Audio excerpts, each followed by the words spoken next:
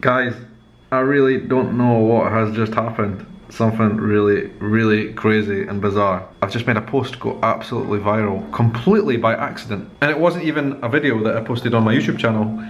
It was a photograph I posted on my Twitter and Instagram accounts. I went to a bar the other night with some of my friends here in Brazil. The bar is called Mãozinha. And I was having a great time, I really enjoyed it. They were playing a Tim Maia cover band. And Tim Maia's an old artist here from Brazil. And anyway, I went to the toilet and I thought the toilet was really quite cool. It had a lot of graffiti on it, but it looked a lot like the toilet from Trainspotting. I don't know if you guys remember Trainspotting when Mark Renton went into the toilet and fell in, and it was disgusting. It was like a really horrible old scene, but it was a famous scene. And when I went into the toilet, I thought it was the same. So I took a photo on my phone and I posted it on Instagram. The next thing that happened is one of my old colleagues from Scotland who works for the Sun newspaper got in touch and said he liked the photo and he wanted to publish it in the Sun. So he did, which I thought was normal. Cool, go ahead, publish it. Guys, here's the photo that I took of Baden Mãozinha's toilet.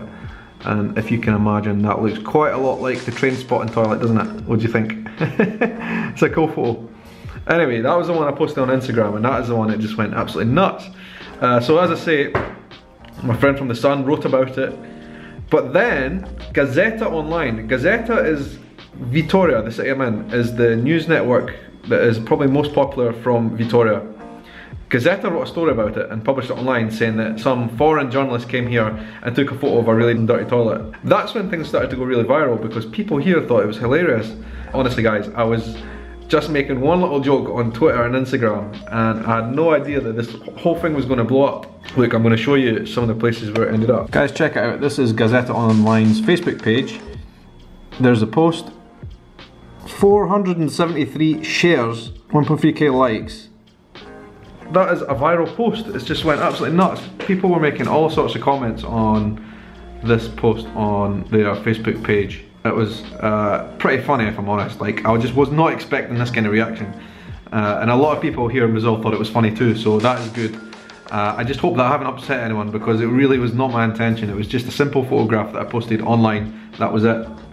But the story wasn't over because today, the latest is G1, Global One Online, which is Brazil's national news network, has published the story on their website as well. And it's just went absolutely berserk. Thousands of people commented about it. Here it is here, look.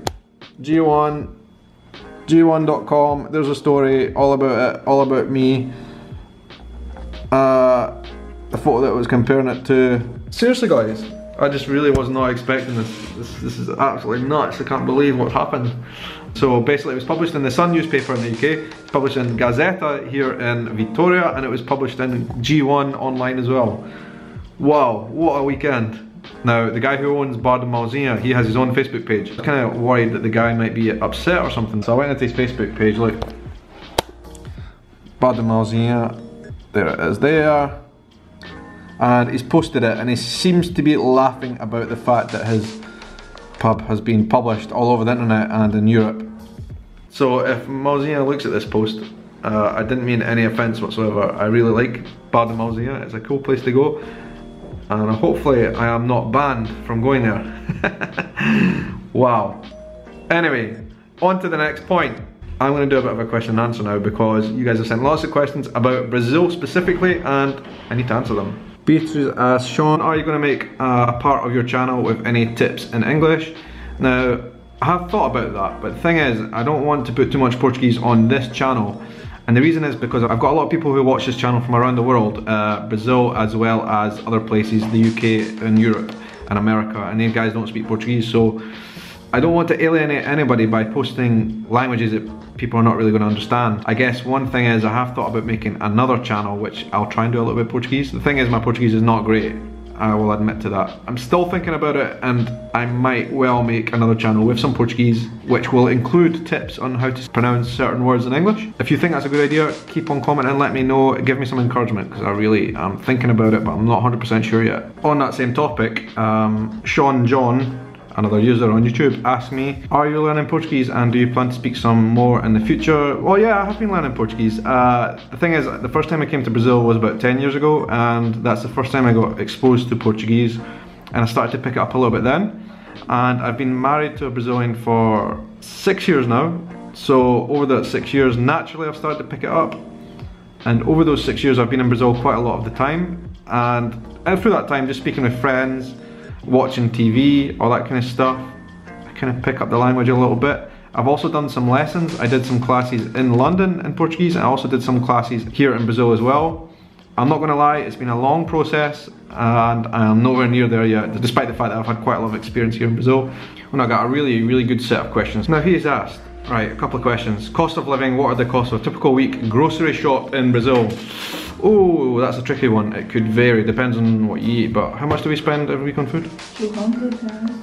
So we're a couple, we spend about 200 reais a week on food, roughly.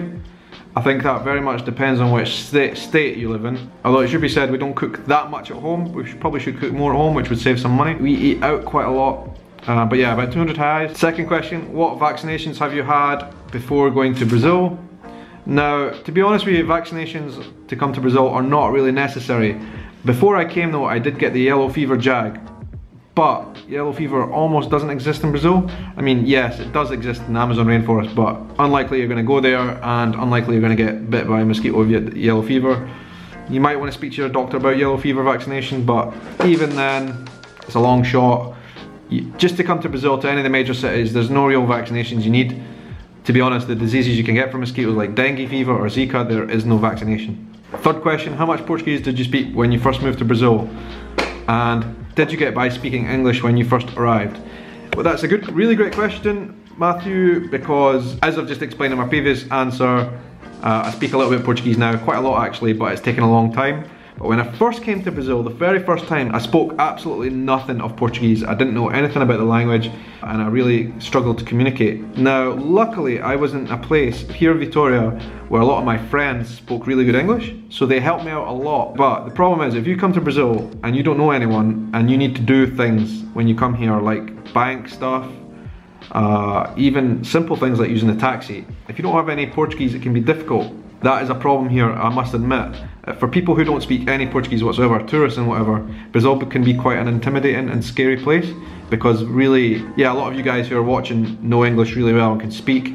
And all of my friends here in Brazil all speak English, but in the wider public here, if you go out of like your safe zone, like normal day life in Brazil, very few people speak English.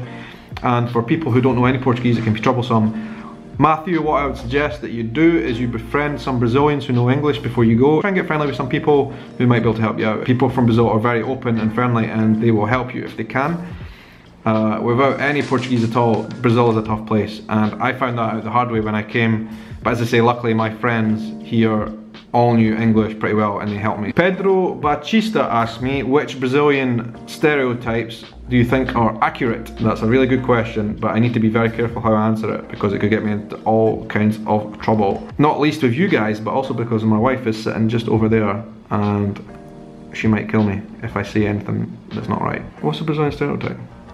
Football. Carnival. Carnival. No, that's a stereotype. Hey guys, I think this is a really tough question about stereotypes. I think that's another video to do on its own, but I would need to do it with a Brazilian. Let's do a Brazilian stereotype video with someone else. If any of you guys want to do a collaboration on that, get in touch. Okay, another question from Bruno Augusto. It was just Valentine's Day here in Brazil. I would like you to tell us how you met your Brazilian girl. Basically, I came to Brazil 10 years ago for the first time. I was here on a 2-week holiday. And in those 2 weeks I had a great time, loved the place. I ended up coming back to Brazil and staying here for 6 months and just traveling and having a good time. In that 6 months I met so many people here in Brazil, lots of friends and stuff. Friends who I'll always have for the rest of my life because they're really great people. Brazilians are really nice and friendly. Anyway, I went back to the UK and spent some time in London, and one of my friends that I had met previously said they knew a girl who was coming to live in London, who was also from Vitoria, and asked if I could go and meet her and show her around London. And I did, and then we got together. We stayed together for 4 or 5 years in London, and then we moved to Brazil after that. That's the kind of short story of how we met and got together. There's a much longer story. For example, when I was in Brazil for the 6 months traveling and stuff, there are photos of me and my wife in the same kind of place at a party. We didn't know each other at the time, but we were both there and we didn't meet. Vita Lucas asks, and actually there was a couple of people asked this, do you have any kids and will you have any will you have Brazilian kids? Don't really have kids at the moment.